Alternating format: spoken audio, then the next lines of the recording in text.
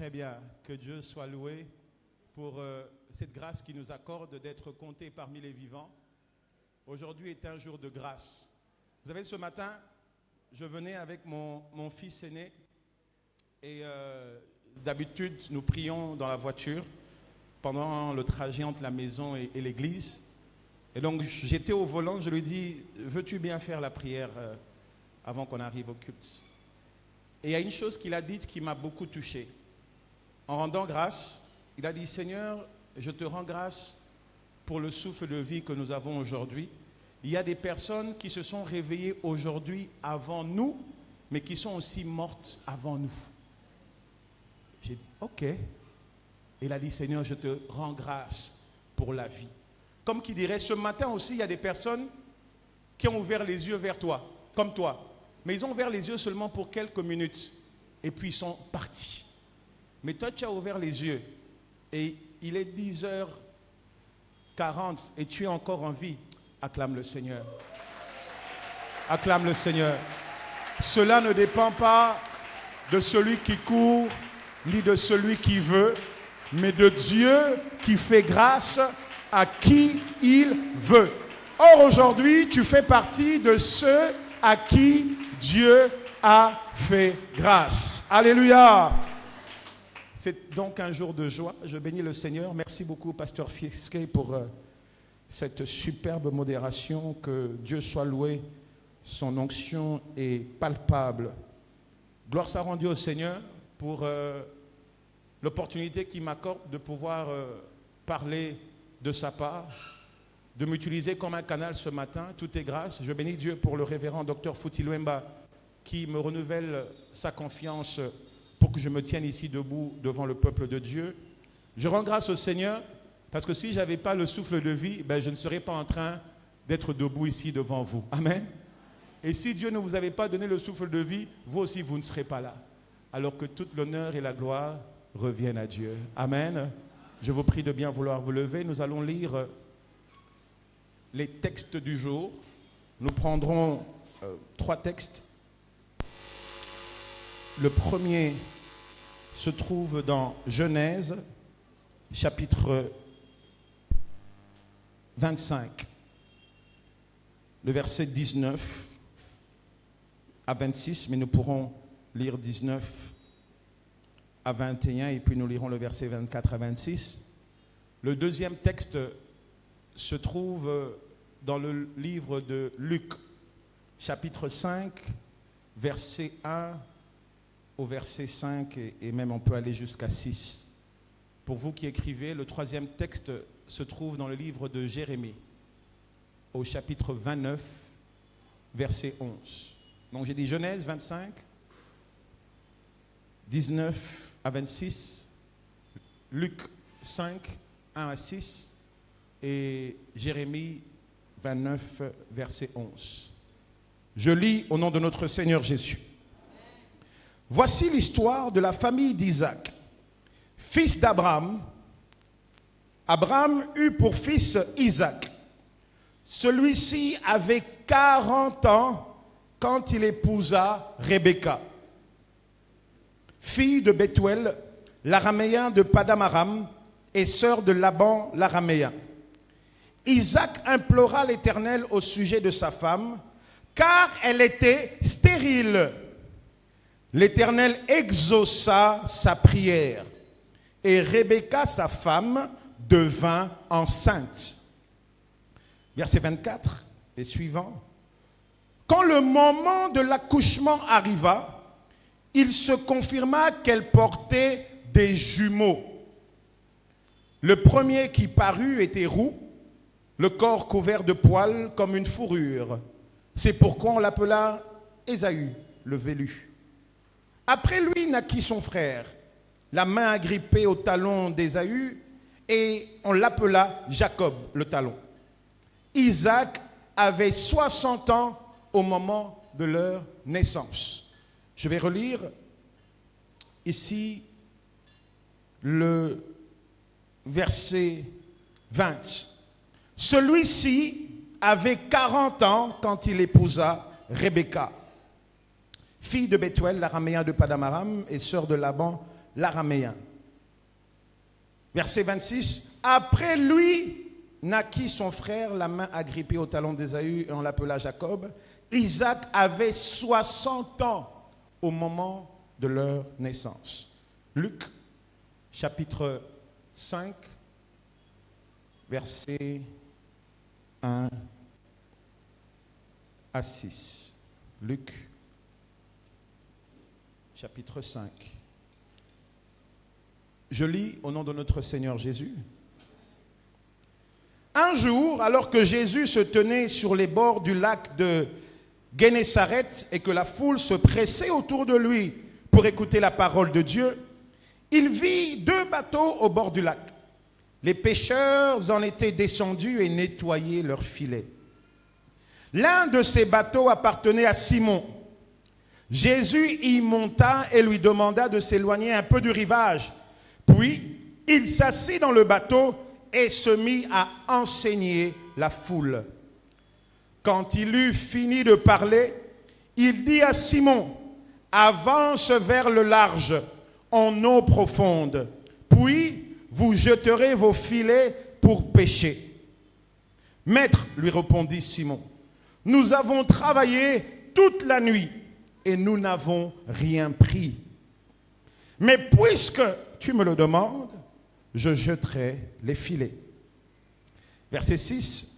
Ils les jetèrent et prirent tant de poissons que leurs filets menaçaient de se déchirer. Amen. Jérémie, chapitre 29, verset 11.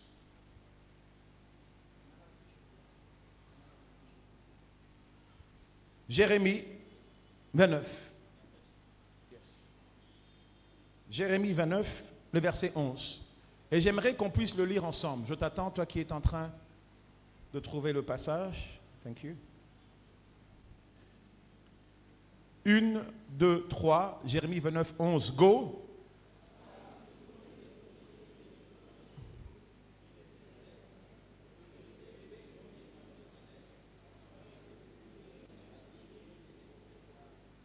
Car moi je connais les projets que j'ai conçus en votre faveur, déclare l'Éternel. Ce sont des projets de paix et non de malheur, afin de vous assurer un avenir plein d'espérance. Alors vous m'invoquerez et vous viendrez m'adresser vos prières et je vous exaucerai.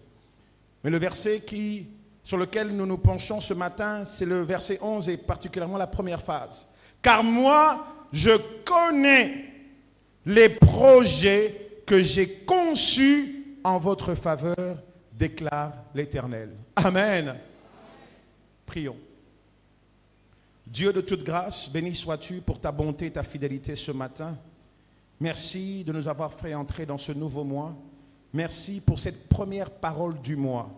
Saint-Esprit de Dieu, que ton onction guérisse les cœurs brisés, que ton onction annonce la bonne nouvelle aux pauvres, que ton onction donne la vue aux aveugles, que ton onction rende libres les opprimés, que ton onction annonce un mois de grâce au nom de Jésus-Christ de Nazareth. Que toute la gloire te revienne. Amen.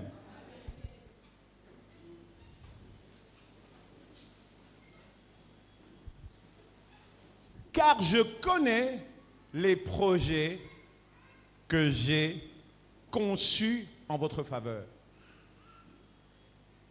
Le thème de ce matin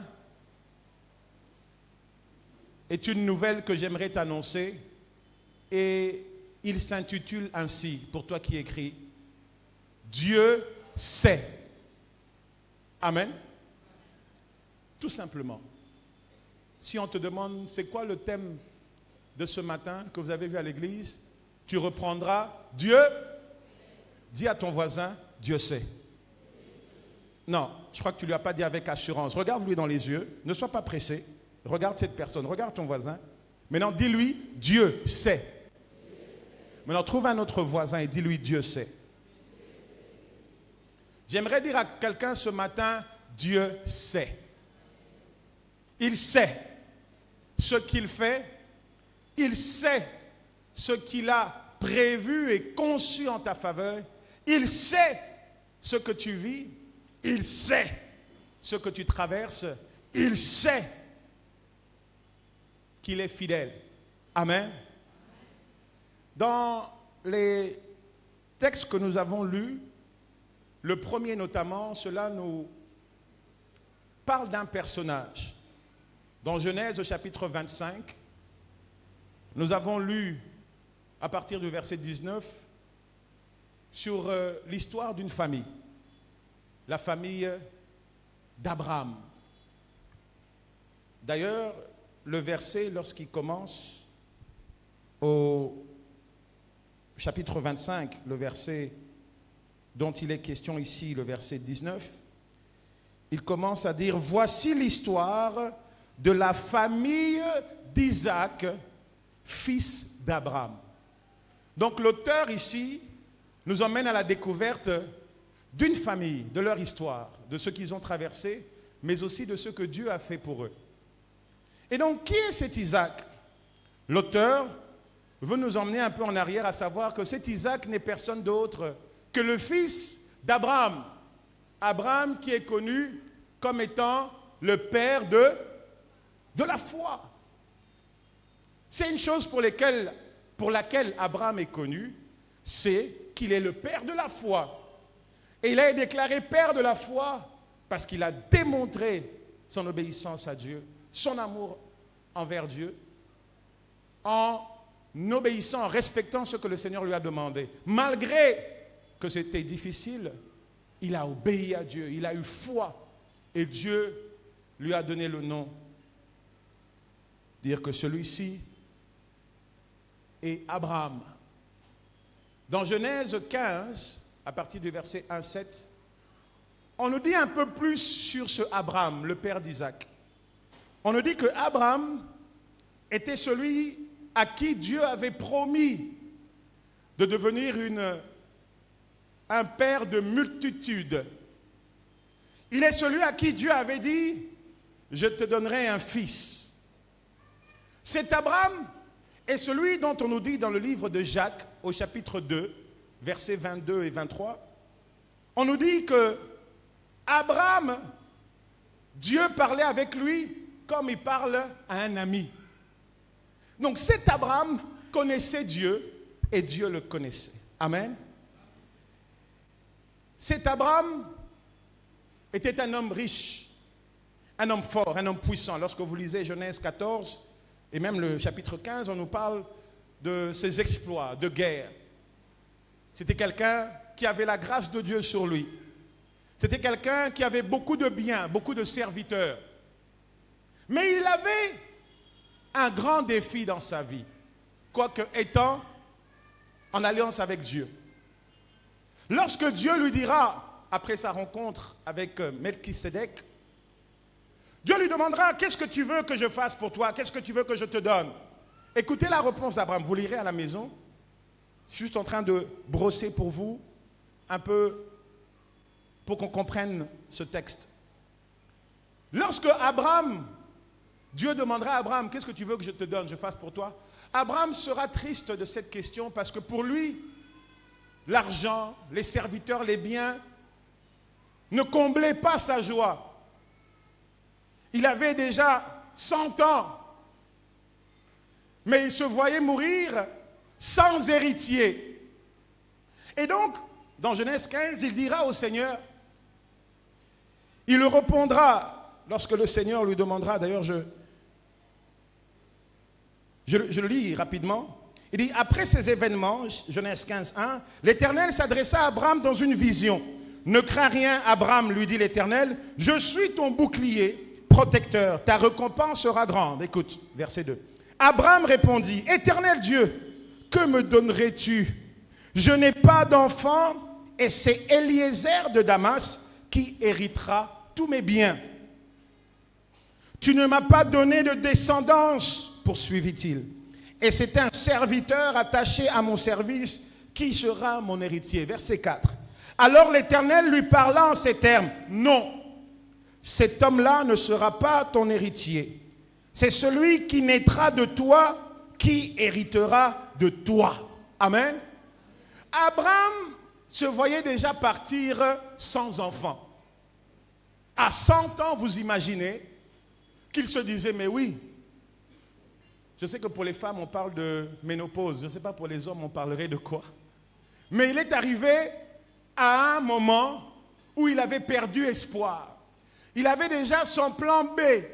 Comme Dieu ne m'a pas donné de descendance à qui je peux léguer mon héritage, alors ce Eliezer de Damas sera celui qui va hériter de ce que je possède. C'était ça dans sa tête. Parce que pour lui, avoir encore un enfant à 100 ans est chose impossible. Mais Dieu se révélera à lui comme le Dieu de l'impossibilité.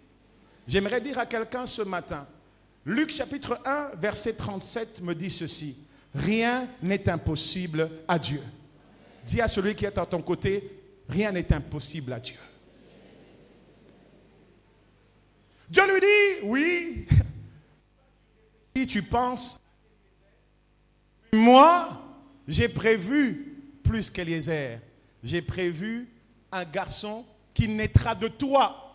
Il s'appellera Isaac. » Et donc, on connaît l'histoire. Sarah, à 90 ans, sera visitée par Dieu et Dieu lui donnera ce qu'il a promis. J'aimerais dire à quelqu'un qui me suit ce matin, Dieu est fidèle. Et ce qu'il dit s'accomplit. Psaume chapitre 33 nous dit ceci à partir du verset 9. Il dit une chose, elle arrive. Il l'ordonne, elle existe. Ça veut dire que même si tu n'as pas encore vu quelque chose, mais si Dieu avait planifié que cela va se faire, que tu le veuilles ou non, cela va se faire. La Bible nous dit dans 1 Corinthiens chapitre 2, verset 9, ce que l'œil n'a point vu, l'oreille n'a point entendu, mais que Dieu a mis en réserve pour ceux-là qu'il aime. J'aimerais dire à quelqu'un ce matin, il y a des choses que Dieu a prévues pour toi que ton œil n'a pas encore vues, que ton oreille n'a pas encore entendu, mais que Dieu a mis en réserve pour ceux-là qu'il aime. Laisse-moi te dire, il y a encore une réserve pour toi. Oh, j'aimerais te dire, il y a encore une réserve pour toi. Et donc Isaac naîtra. Et donc dans le texte principal de ce matin, dans l'un des textes principaux, on nous dit que ce Isaac grandira. Et à l'âge de 40 ans, monsieur désire se marier. Il trouvera donc une femme qui s'appelle Rebecca. Il décide de l'épouser et ils commencent leur vie conjugale. À l'âge de combien? 40 ans. Première année, tout va bien, mais pas d'enfant. Deuxième année, toujours pas de malformation dans la démarche de sa femme. Cinquième année, rien. Et vous savez déjà, surtout dans notre société africaine, lorsqu'un couple est ensemble, vient de se marier, c'est déjà dans les premiers mois, les 6 mois, 9 mois, une année qui viennent, qu'on s'attend à célébrer la naissance d'un enfant, n'est-ce pas? Et quand cela n'arrive pas, qu'est-ce qui se passe? Les gens commencent à se poser des questions. Les gens commencent à murmurer. Les gens commencent à se dire, qu'est-ce qui se passe? L'inquiétude prend forme. Eh bien, c'est exactement ce qui s'est passé pour Rebecca. 5 ans après, rien. Seigneur, chérie, qu'est-ce qui se passe? Ne m'as-tu pas dit que ton Dieu, notre Dieu, est fidèle? Ce qu'il dit arrive. Ne m'as-tu pas raconté que tu es le fils de la promesse? Suis-je rentré dans ce mariage pour être la moquerie de toutes les femmes du quartier? Car jusque-là, je n'ai pas eu d'enfant. Je m'imagine que c'est ceux qui, des fois, constituaient leur conversation dans leur maison. J'y étais pas, mais j'imagine. Amen. Et donc, 10 ans après, toujours pas d'enfant. 15 ans après, toujours pas d'enfant. La Bible me dit, au verset 19 du chapitre 25, au verset 20, il dit, celui-ci avait 40 ans quand il épousa Rebecca. Au verset 26, Isaac avait 60 ans au moment de la naissance des jumeaux. Combien d'années se sont passées avant qu'il ait des enfants? 20 ans. 20 ans. 20 ans où il a fait face à une situation difficile.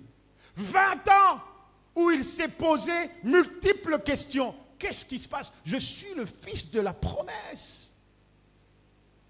Le Dieu de mon père, le Dieu fidèle.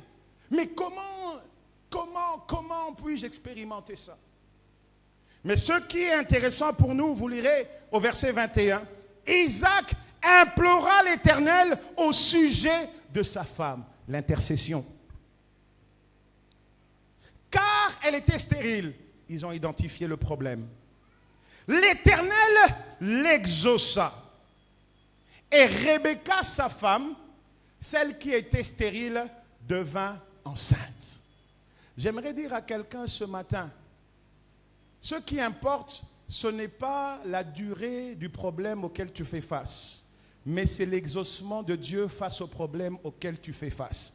Est-ce que quelqu'un a compris? Parce que des fois, lorsqu'on dure, on se dit que Dieu n'a pas écouté. Mais Isaac, ce personnage, l'un des personnages de ce matin, nous enseigne que tant que tu n'as pas encore reçu ce que tu attends de Dieu, n'arrête pas de prier. Il implora l'Éternel son Dieu. Il implora l'Éternel son Dieu. Et celle qui était stérile devint enceinte. Le Dieu que je sers est le Dieu qui peut changer ta situation en un clin d'œil. Le Dieu que je sers peut changer de conjuguer le verbe. Balobi, elle était stérile, elle devint enceinte. C'est le Dieu du changement. C'est le Dieu du temps favorable. C'est le Dieu du tout à coup. C'est le Dieu de j'exauce. La parole de Dieu dit, toi qui écoutes la prière, tous les hommes viendront à toi. Celui qui tourne le regard vers Dieu est rayonnant de joie et son visage ne se couvre pas de honte. Je ne sais pas combien de temps ça durait, mais j'aimerais te dire quelque chose ce matin. Dieu sait. Dis à ton voisin, Dieu sait. Et donc, dans le deuxième texte, on nous présente un autre personnage. C'est celui de Simon, qu'on connaîtra comme Pierre, Céphas. C'était un pêcheur expérimenté. Comment je l'ai su? Eh bien, l'histoire raconte que dans la tradition juive, les enfants commençaient à apprendre le métier déjà à l'âge de 12 ans. Et très certainement, si ton père était pêcheur, tu devrais avoir des notions de pêche et tu devais les apprendre à partir de 12 ans. Ce qui me rappelle un peu d'ailleurs un fait lorsque Jésus était allé à Jérusalem et qu'il est resté et que Marie et Joseph sont partis, vous vous souvenez? Ils ont commencé à chercher Jésus pendant combien? 3 jours.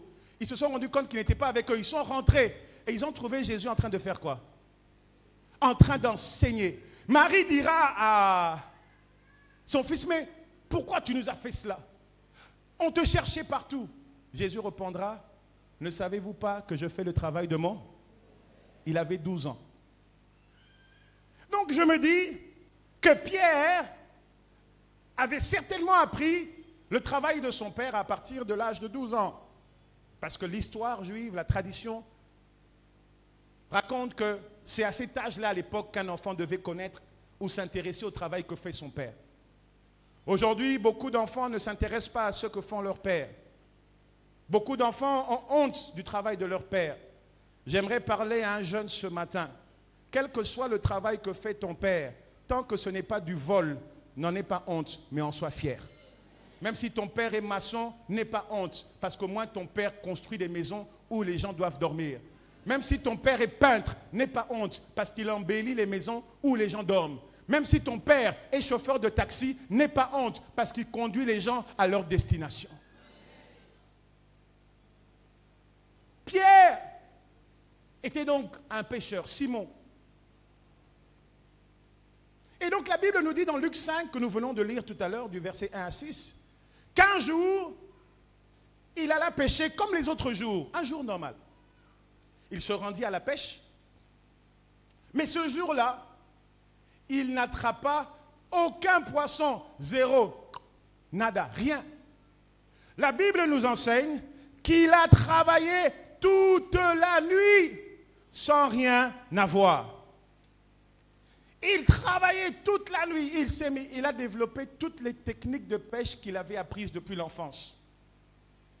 Il faut jeter le filet comme ça. Il faut attendre un peu quand c'est calme. Et vous savez, pour ceux qui sont nés dans les familles de pêcheurs, c'est souvent la nuit.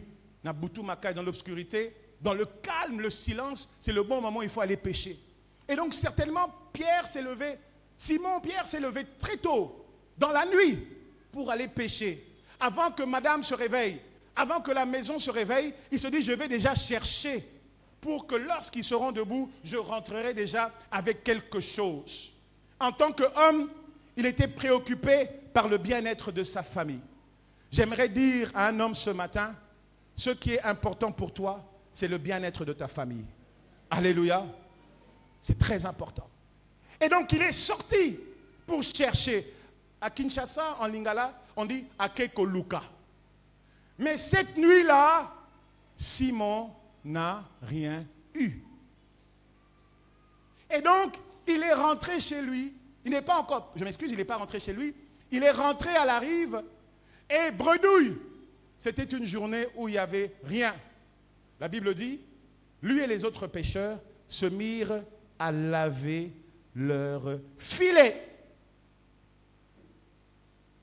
Se mirent à laver leurs filets. Vous lirez ça au verset 2 du chapitre 5. Et donc Pierre lavait son filet, se disant, oh Seigneur, que vais-je ramener à la maison? Que vais-je dire à ceux de ma maison? Moi qui espérais. Et peut-être, j'imagine, peut-être que la veille, lui et madame avaient parlé de leur situation. Chérie, ça ne va pas. Si tu ne ramènes rien demain, comment on va faire? Comment on va faire? Et ces Romains ici, tu sais, quand il s'agit de payer les taxes, les impôts, c'est compliqué. Si tu ne ramènes pas quelque chose aujourd'hui, je ne pourrai pas vendre. Donc Pierre, j'imagine, n'ayant rien eu toute la nuit, nettoyait son filet avec le cœur lourd, se disant, Seigneur, Seigneur. Mais la Bible nous dit, pendant qu'il nettoyait son filet, se disant qu'il va rentrer à la maison pour donner des explications à madame, un homme du nom de Jésus-Christ de Nazareth s'approcha de lui et dit, Simon-Pierre, j'ai besoin de ta barque. Simon n'a pas refusé de lui céder sa barque. Simon lui céda sa barque. La Bible dit, et Jésus se mit à enseigner. Lorsque Jésus a fini d'enseigner, il n'est pas descendu, il n'a pas dit, Pierre, Simon, merci, vraiment, merci beaucoup pour la barque. Vraiment, c'était bien. Mais la Bible nous dit, lorsqu'il est fini de prêcher, il dit à Simon, va en profondeur, jette ton filet là-bas. La parole de Dieu nous dit, Pierre, Simon, ayant péché toute la nuit, n'ayant rien eu, a répondu à Jésus, Maître, j'ai péché toute la nuit, j'ai essayé d'avoir des poissons. Toi qui me demandes de jeter le filet, je t'informe, ce n'est pas maintenant que je viens de commencer. Avant que tu montes dans ma barque, j'étais déjà en train de chercher.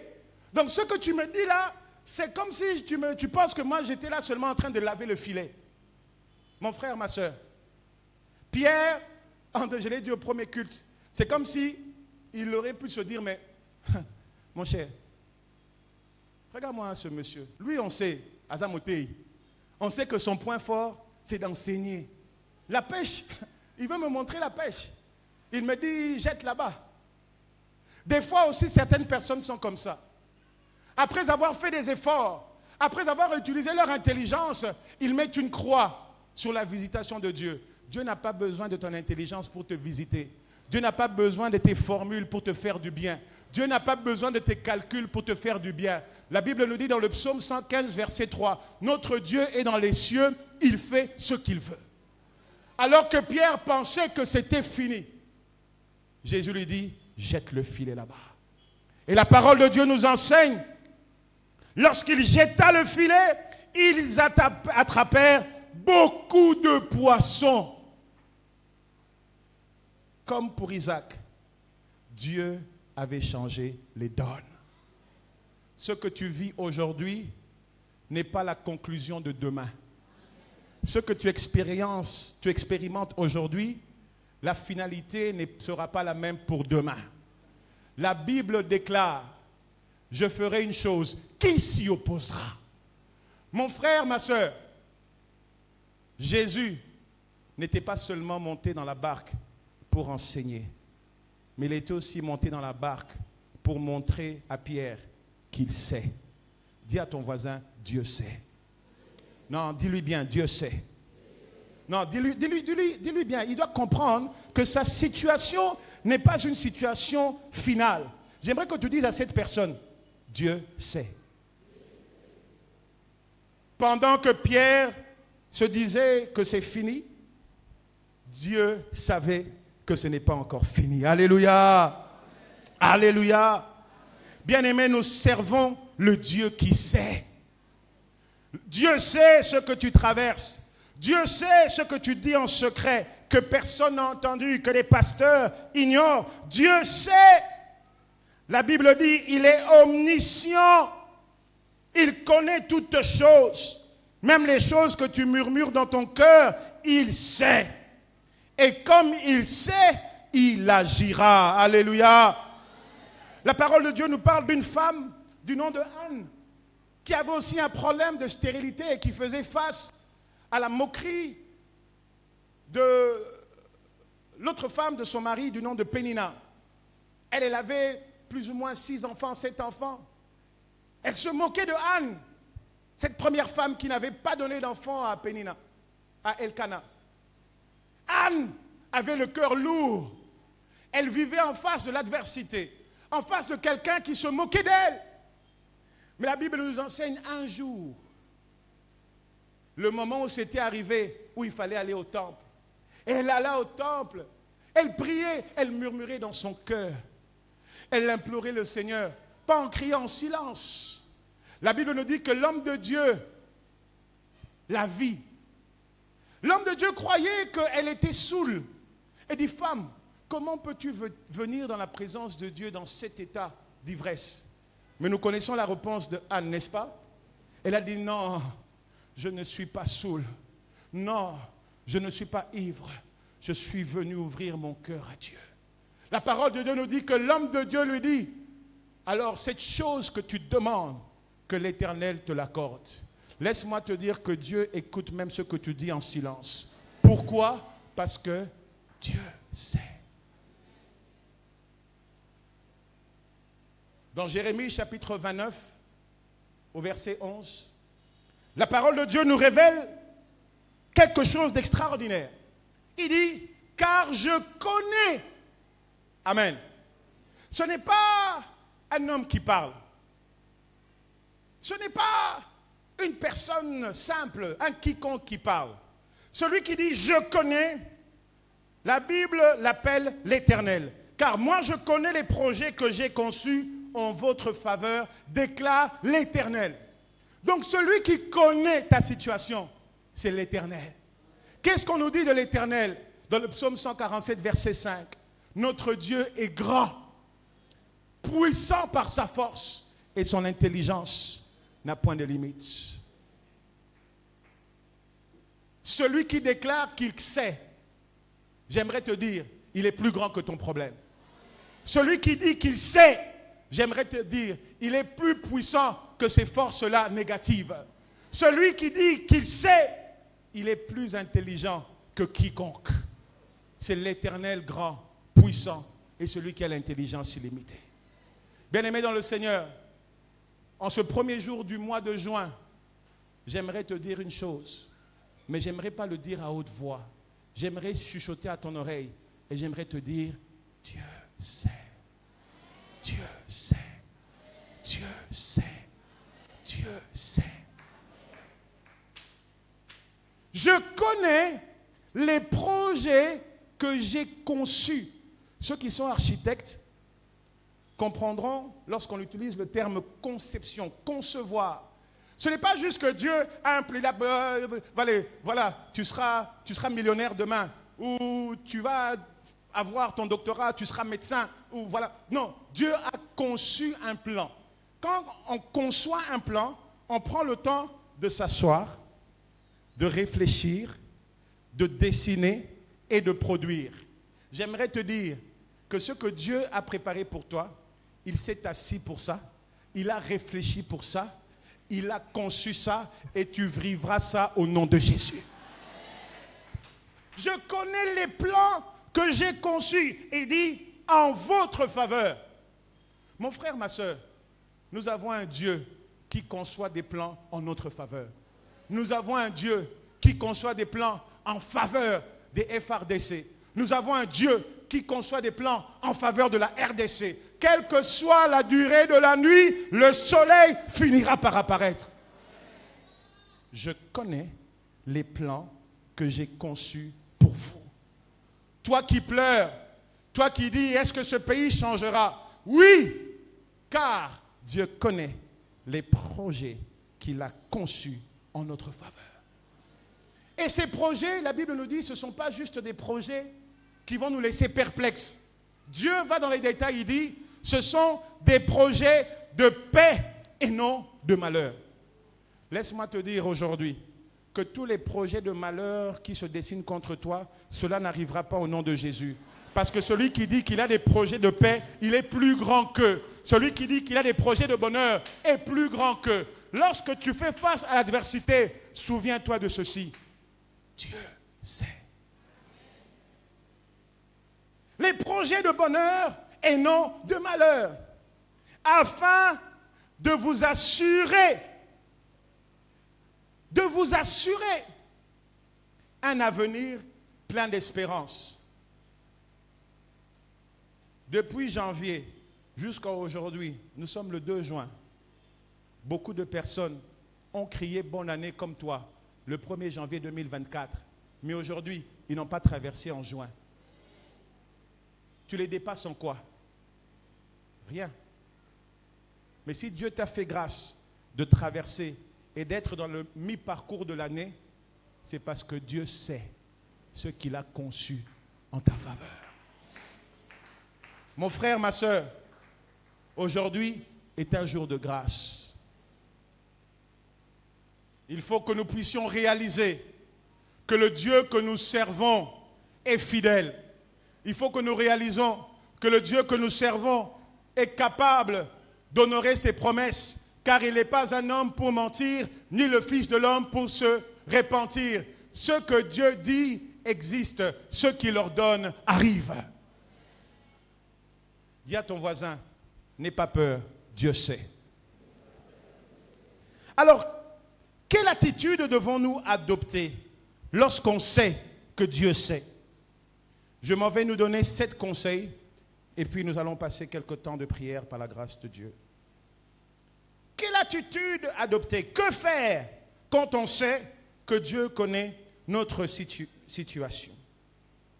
Mais avant de vous donner ces 7 conseils, permettez-moi de vous donner un préalable incontournable. Car Dieu agit dans la vie de ceux qui sont en alliance avec eux. Oui, le soleil se lève pour tout le monde, mais on n'est pas tous bénis de la même manière. Est-ce que je parle à quelqu'un ce matin? Le psaume 127 nous dit, « En vain vous levez-vous le matin, mangez-vous le pain de douleur.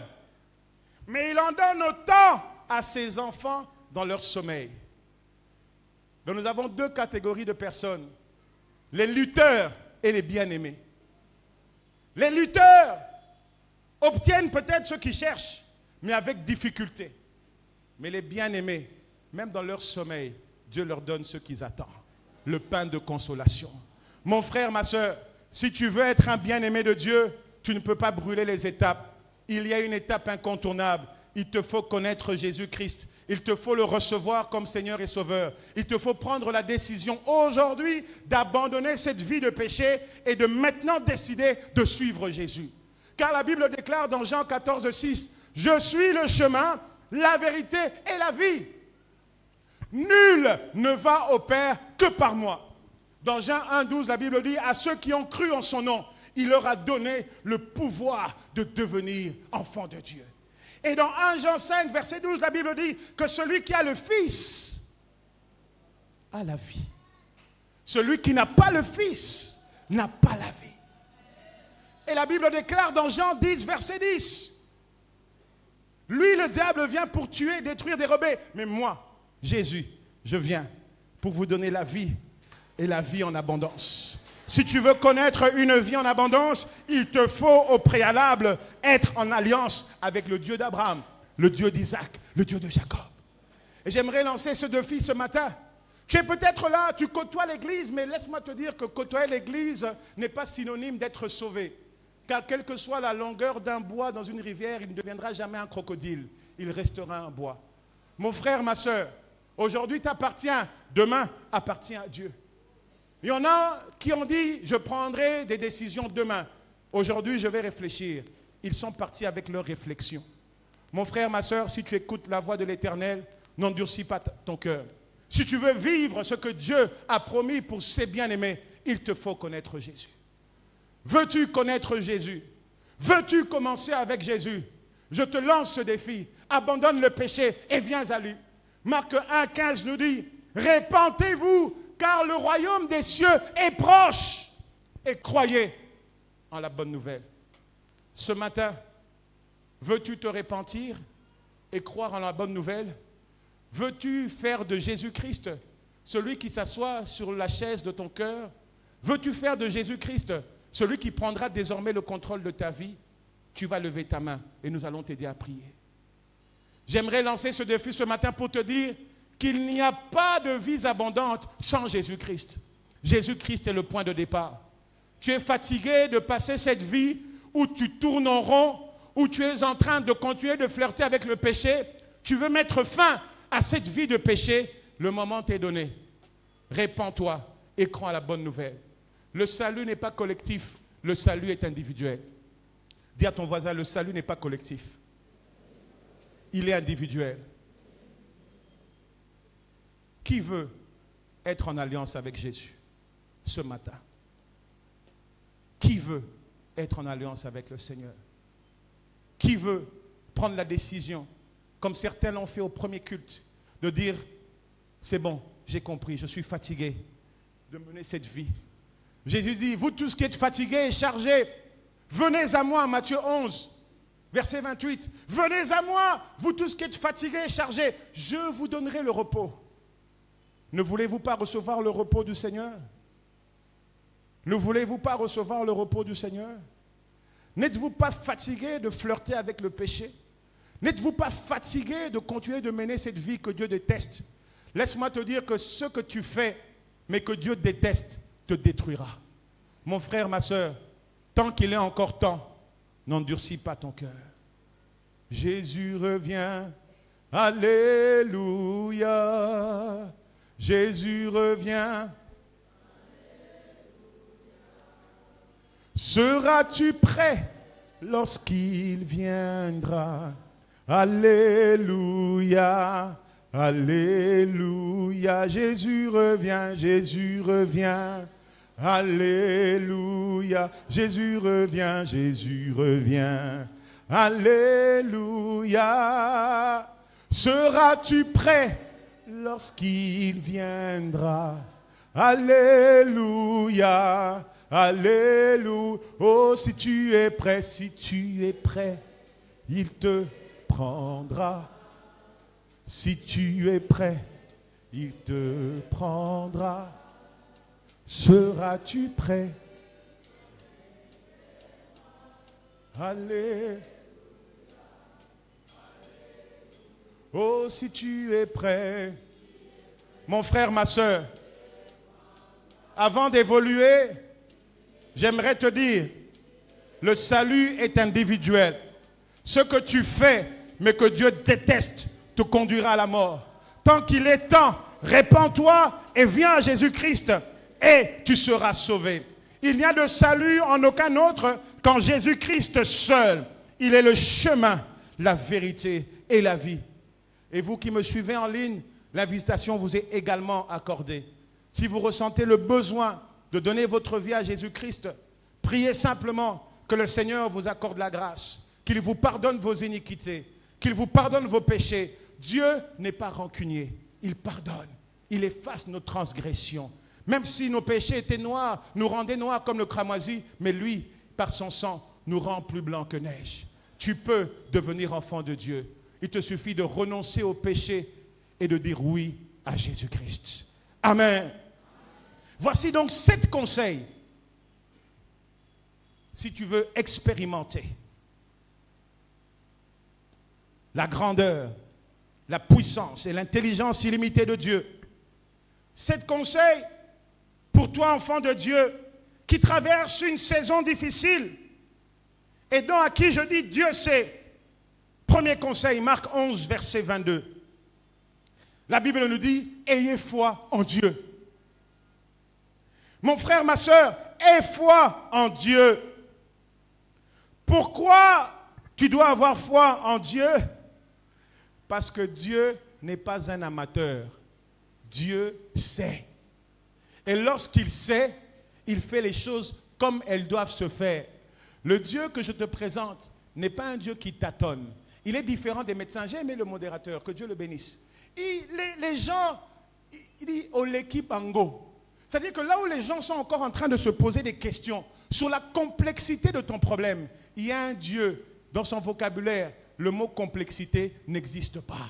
L'obscurité, c'est comme le jour devant lui. Les ténèbres, c'est comme la lumière devant lui. Le Dieu que je te présente ne connaît aucun cas complexe. Pourquoi? Parce que Dieu sait. Dieu sait. Dieu sait. Ayez foi en Dieu. N'ayez pas foi en cet appel téléphonique que vous avez reçu. On vous a dit que cette semaine, ça va passer. Ça peut aussi ne pas passer. On a vu des gens qui ont célébré des victoires à la députation. Quelques jours après, on dit on les a invalidés. On a vu des gens qui ont reçu des félicitations et quelques jours après, ils se cachaient. Les choses peuvent changer. Voilà pourquoi je dis, ne place pas ta confiance en Dieu, en l'homme, mais place ta confiance en Dieu. Ayez foi en Dieu et en Dieu seul. Dis à ton voisin, aie foi en Dieu et en Dieu seul. Dis-lui, Dieu est fidèle. Ayons foi en Dieu, mes frères et sœurs. Je l'ai dit, parce qu'il est grand, il est puissant, il est intelligent. Ayons foi en Dieu. Vous savez, il y a un jeune homme, vous le connaissez certainement, un jeune de, je crois, il avait entre 16 et 17 ans. La Bible nous parle de lui dans 1 Samuel, à partir du chapitre 16, 17 et suivant. Un jeune homme du nom de David, qui avait pour habitude d'aller paître les troupeaux de son père. Mais ses frères aînés étaient des soldats bien formés qui étaient au service du roi Saül. Mais la Bible nous enseigne, à un moment de leur vie, il y avait un géant du nom de Goliath. Un soldat terrible, fort, qui faisait peur à tout le monde. Et ce Goliath savait qu'il était terrible. Alors la Bible nous dit qu'il avait pour coutume d'intimider ses adversaires. Et lorsque ils se sont rangés en combat, les Philistins contre les Israélites, la Bible dit que Goliath a commencé à les défier pendant 40 jours. Il venait dire, « Hommes Israélites, je vous mets au défi. Ça ne sert à rien que nos hommes se battent. Envoyez votre meilleur homme se battre contre moi. Et si vous nous battez, nous deviendrons vos esclaves. Mais si je vous bats, vous serez nos esclaves. » Mais l'homme qui leur parlait était impressionnant. L'homme qui leur parlait, c'était un géant. La Bible nous dit que même le roi Saül, avec son titre de roi, il avait peur. Il ne savait plus où tourner la tête. Mais parce que Dieu sait, il avait planifié un jeune homme de 17 ans pour changer la situation. Mon frère, ma soeur, Dieu peut utiliser n'importe qui pour changer la situation de ta vie. Voilà pourquoi apprends à avoir le discernement. La Bible nous parle d'une jeune fille, une esclave, d'un certain Naaman, qui lui dit, je connais un serviteur de Dieu, va te présenter devant lui. Il te donnera la solution. On connaît l'histoire, le lépreux Naaman avait retrouvé une peau aussi belle qu'un jeune homme, qu'un bébé. La solution vient de Dieu. La solution ne vient pas d'ailleurs. Dis-moi à ton voisin, la solution vient de Dieu, la solution ne vient pas d'ailleurs. Ne viens pas d'ailleurs, papa. Ayez foi en Dieu. David, pendant que tout le monde avait peur, il est allé voir le roi. Ses frères lui disent, mais toi, qu'est-ce que tu fais ici? On sait que tu es allé, toi, tu sais, veiller sur les brebis. Qu'est-ce que tu fais ici? Rentre, t'occuper du troupeau de notre père. Mais David n'a pas fait cas d'eux. David avait un objectif, parce qu'il croyait en Dieu. Il est allé, il a dit, je veux voir ça. Il a dit, mais qui es-tu? On dit, mais c'est qui? On dit, ah, c'est le fils de Jessé. Ses grands frères d'ailleurs sont dans l'armée. Par un concours de circonstances, David se retrouve en face de Saül. J'aimerais te dire que si tu es dans le plan de Dieu, Dieu fera même que tu te trouves en face des grands. Car Dieu est le maître des temps et des circonstances. Celui qui, à l'époque, était en face des chèvres, des brebis, ce jour-là, il était en face d'un roi. C'est Dieu qui ferait le chemin pour qu'on se retrouve devant les grands. Et lorsque Saül lui dit, mais toi, que veux-tu? Il dit, j'ai entendu que tu as dit que celui qui va battre ce géant Goliath, tu lui donneras à ta fille. Je vais relever le défi. Ceux qui marchent avec Dieu n'ont jamais peur de relever les défis quand ils savent que Dieu est avec eux. Si tu sais que Dieu sait, tu peux relever le défi. Si tu sais que Dieu sait, tu peux relever le défi. Si tu sais que Dieu sait, et qu'au Simba. Il a dit, moi je vais battre ce Goliath. Le roi, dans son concept, tu vois Jérémie 29, 11, non? Je connais les plans que j'ai conçus. Mais le roi se disait dans son concept à lui, que pour aller se battre, il fallait avoir un bouclier, une armure, une lance. Il dit, bon, ce petit est courageux. Mais il dit, mais toi, tu n'as pas d'expérience. Regarde, on est dans le point de la foi. Écoute la réponse de David. Le roi le regarde, dit, mais toi, un enfant, bon, donnez-lui, comme ça, il va aller, qu'il quitte un peu ici. Mais la parole de Dieu dit, David répondit, oh roi, je n'ai pas besoin, c'est lourd. Enlevez vos histoires. J'ai juste besoin de ma lance et de mes petites pierres ici. Car quand j'étais dans la brousse, un lion est venu. J'ai tué le lion. J'ai protégé les troupeaux de mon père. Et ce n'est pas fini. Une autre fois, un ours est venu pour arracher les brebis de mon père. Et je l'ai tué. Le Dieu qui a livré le lion et l'ours entre mes mains nous livrera ce Goliath. Il a fait preuve de foi. Mon frère, ma soeur, tes victoires du passé ne sont pas à jeter dans la poubelle. Tes victoires du passé servent dans le présent afin que tu entres dans ta destinée dans le futur. Tes victoires du passé ne sont pas oubliées. David, pour se réconforter face à l'adversité, il a dit, le Dieu qui m'a délivré de l'ours et du lion me livrera la tête de cet homme. Laisse-moi te dire que si Dieu a fait avec toi hier, il fera avec toi aujourd'hui. Et si Dieu fait avec toi aujourd'hui, il peut faire avec toi demain. Pourquoi? Parce que Dieu sait. Ayez foi en Dieu. Deuxième conseil que j'aimerais nous donner ce matin. La Bible nous dit dans Jérémie 29 que nous venons de lire, Dieu dit, je connais les plans que j'ai pour toi. Projet de bonheur et non de malheur. Afin de vous donner un avenir de l'espérance. Oui, c'est vrai, Dieu sait. Mais cela ne veut pas dire parce que Dieu sait qu'il faut croiser les bras. D'autres personnes,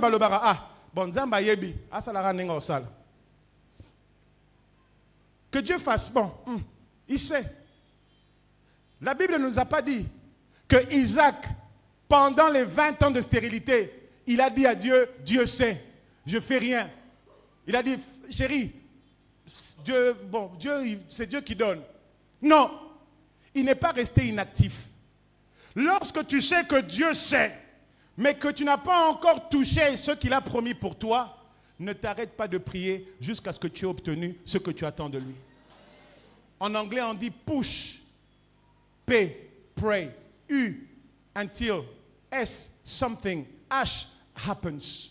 Push, prie jusqu'à ce que quelque chose se... Même une femme enceinte, après avoir fait 9 mois, après avoir craché, après avoir bu je ne sais pas quoi, après avoir eu mal au dos, mais lorsqu'elle se retrouve sur ce lit et que les femmes sages lui disent « pousse », tant que l'enfant n'est pas sorti, une bonne femme n'arrêtera pas de pousser. parce qu'elle s'attend à tenir ce qu'elle a tant attendu. J'aimerais dire à quelqu'un ce matin que l'accouchement est arrivé. Pousse afin que tu tiennes ce que Dieu a réservé pour toi. Isaac implora l'Éternel, son Dieu. Pas après 20 semaines, pas après 20 jours, pas après 20 mois. Après combien? Certains d'entre nous, quand ça traîne, on est fatigué de prier. Laisse-moi te dire que les choses ne bougeront pas si tant que tu t'arrêteras de prier. Peu de prière, peu de puissance. La prière change les donnes. Jacques chapitre 5. La prière du juste, verset 16. La prière du juste est d'une grande efficacité. Si tu veux changer les choses dans ta vie, sois un homme et une femme de prière. Le diable n'est pas intimidé par quelqu'un qui récite les versets bibliques. Le diable n'est pas intimidé par quelqu'un qui dit « il est écrit ». Oui, bon, on connaît l'histoire dans Luc 4. Il a commencé à dire à Jésus, il est écrit que tu changeras les pierres en pain. Il a cité, Jésus lui a dit aussi, l'homme ne vivra pas seulement de pain. Après, ça a été passage contre passage. Il est écrit que si tu sautes, tes pieds n'ôteront pas le sol, qu'il enverra ses anges te délivrer. Jésus lui a dit, tu ne tenteras pas le Seigneur ton Dieu. Donc le diable ici connaît aussi la parole de Dieu. Mais le diable craint celui qui sait prier, pas celui qui sait réciter les versets bibliques. Tant que tu réciteras les versets bibliques, mais que tu vas ignorer la prière, tu vivras une vie de victime et non une vie de vainqueur. Si tu veux devenir vainqueur, commence à prier. La Bible nous dit que les donnes ont changé pour Isaac parce qu'il implora l'Éternel et l'Éternel l'exauça.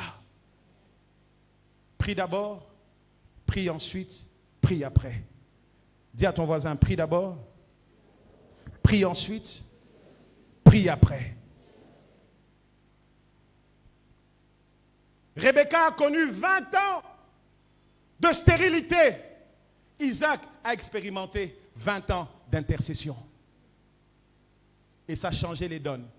L'Éternel les exauça. Troisième conseil. Toi qui passes par des moments difficiles, toi qui es dans un canal, dans un couloir ou dans la vallée de l'ombre de la mort, laisse-moi te dire quelque chose ce matin. Ne te détourne pas du Seigneur Jésus. Ne va pas chercher des feux étrangers. Puisque tu connais, tu sais que Dieu sait, je t'en supplie, ne cherche pas des solutions péchées. Ne cherche pas des plans B. N'essaye pas de faire comme Abraham. On lui a dit, mais d'abord, il a essayé avec Agar. Et on sait qu'aujourd'hui, il y a un conflit, jusqu'aujourd'hui générationnel, entre ces deux peuples. Mais c'est parti du plan B, du père de la foi. Mon frère, ma soeur, tant que tu n'as pas obtenu ce que tu attends de Dieu, ne va pas chercher ailleurs. Reste là. Continue de prier. On ne nous a pas dit que Isaac est allé consulter un devin. Saül, lorsque ça n'allait pas, il est allé consulter les devins quand ça n'allait pas dans sa vie. Mais Isaac n'a pas consulté quelqu'un d'autre. Il consulta l'Éternel. Mon frère, ma soeur, même si ça ne marche pas, continue de chercher à Dieu. Ne va pas chercher des solutions idoines. Ne va pas chercher des plans B. Ne dis pas, oh, ce type-là, oui, ce féticheur-là, lui apparemment est ratakaté. Ce n'est Congolais, tu l'as slogan à Bongo. Ah, mère, zala calme. Problème, mère, wana monaka. Sur la xième à Bok. Oh, il est vraiment ratakaté. Nous aimons aller dans les prophéties. Nous aimons aller dans les tu reçois.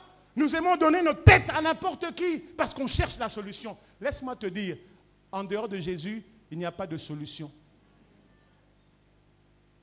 Il y a des fausses solutions, mais le vrai, le véritable, c'est Jésus-Christ seul.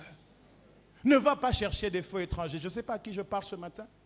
Et si tu as un ami qui connaît la situation que tu traverses et qui te conseille d'aller faire le péché pour trouver la solution, sépare-toi de cet ami-là. C'est un mauvais ami.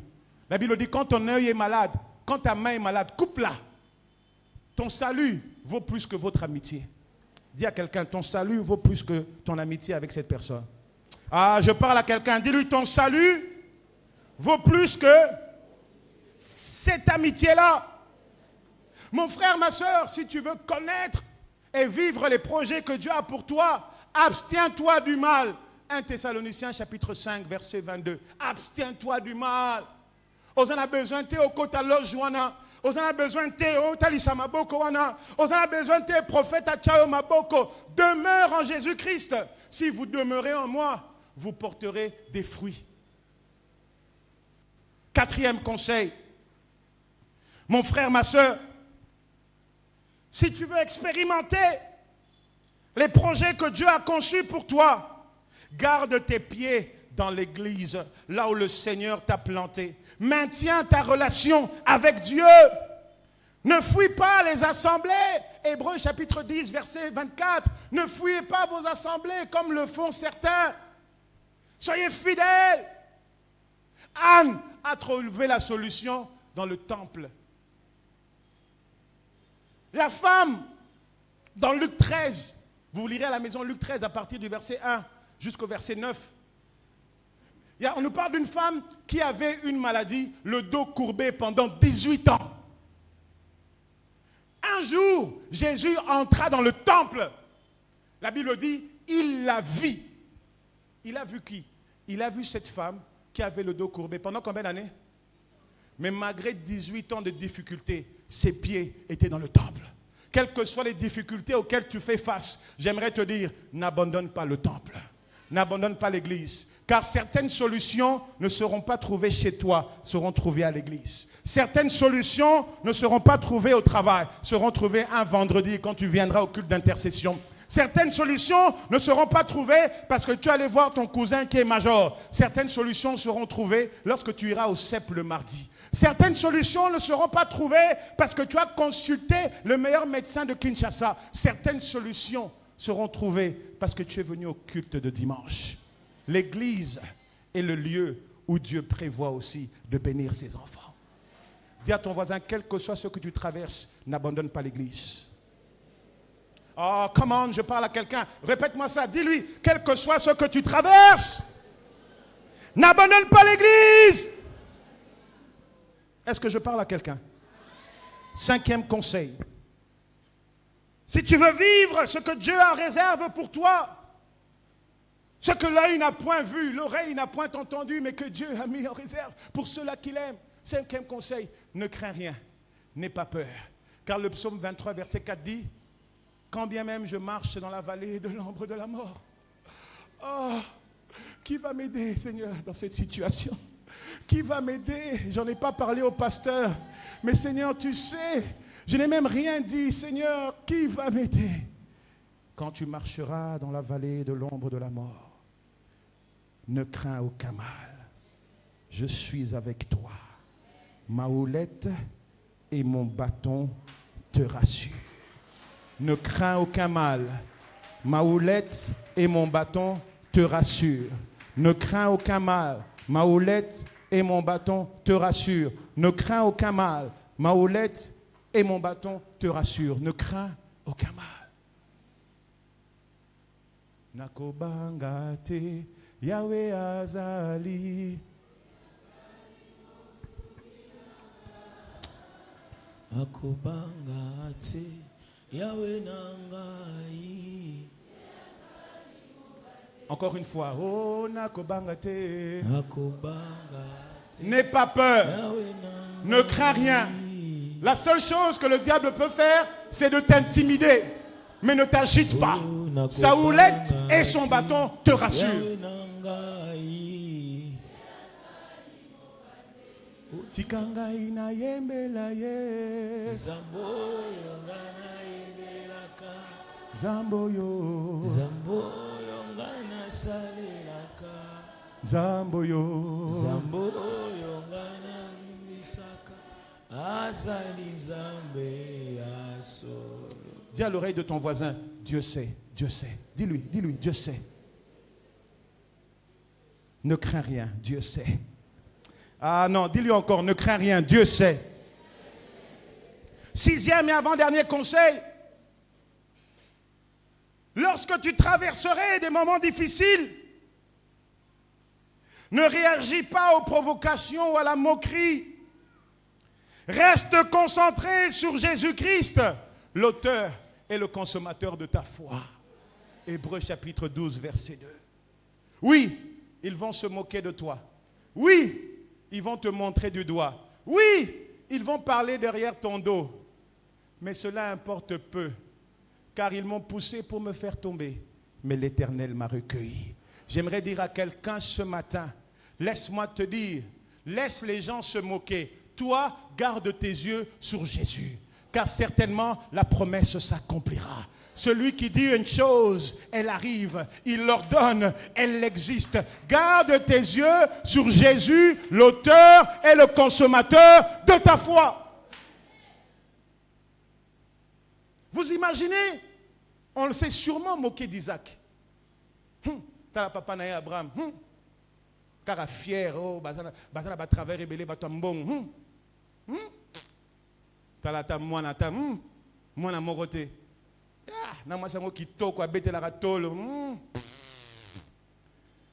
Isaac a entendu. La Bible dit, il implora l'Éternel. Il a entendu. Il n'a pas répondu à leur moquerie. Il implora l'Éternel. Je ne sais pas à qui je parle ce matin, mais j'aimerais te dire à toi qui m'écoutes, ne fais pas cas de ceux qui disent sur toi. Garde tes yeux sur Jésus-Christ. Pourquoi? Parce que Dieu sait. Dernier conseil. Mon frère, ma soeur, parce que Dieu sait, espère encore, espère toujours, espère à jamais, espère. Isaac a espéré. Simon était désespéré. Maître, j'ai péché toute la nuit, je n'ai rien eu. Et tu me demandes de jeter le filet. Mais j'ai aimé la fin de son discours. Mais sur ta parole, sur ta parole, sur ta parole, je jetterai le filet. Toi qui es désespéré, enlève le dé et reste avec espérer. Reste avec espérer. Reste avec espérer. Dieu est fidèle.